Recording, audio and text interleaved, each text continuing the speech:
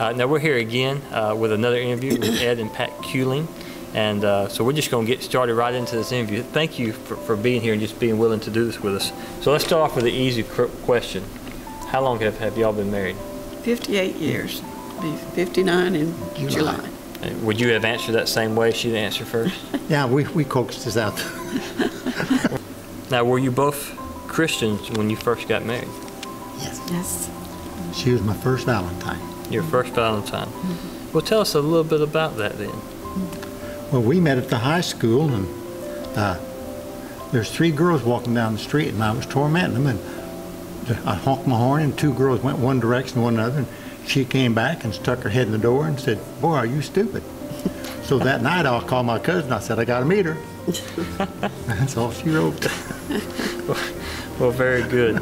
Now, would you say that even as a Christian couple, sometimes we don't keep Christ at the center of our marriage? Would you say that Christ has been at the center of your marriage for these 58 years, almost 59? I feel like we had. Life together has been always changing, employment-wise, because he was in the service and we were always moving or going somewhere, and not always together. He would be gone sometimes as long as a year, and I had to kind of take over at home.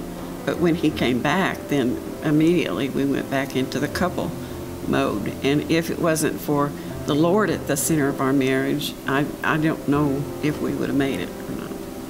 So, because it's very stressful to be separated for long periods of time, especially if you have children.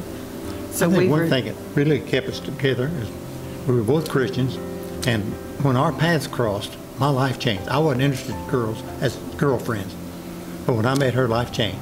I began interested in girls, and she was my first Valentine. Being that y'all have been Christian for 58 years and you're married going on 59, can you maybe share a little bit about what Ephesians 5 talks about, where the relationship between the man and the wife is husband and wife is like that of Christ and the church, and how that fit together in your marriage?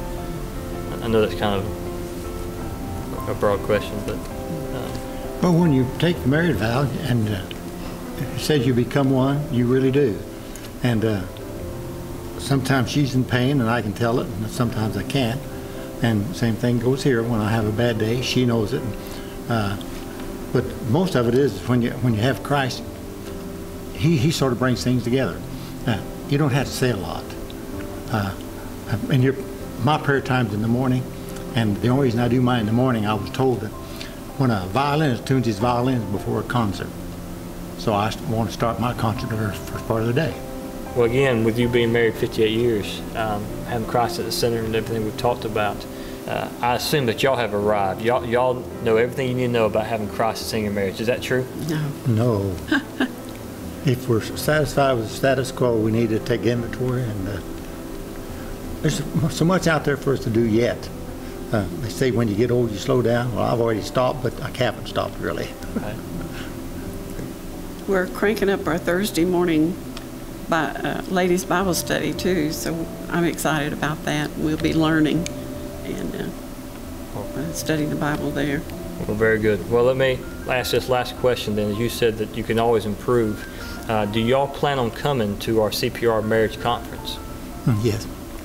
Very good. All right, well, thank you very much for your time here, and I just appreciate you coming up here. So thank you very much.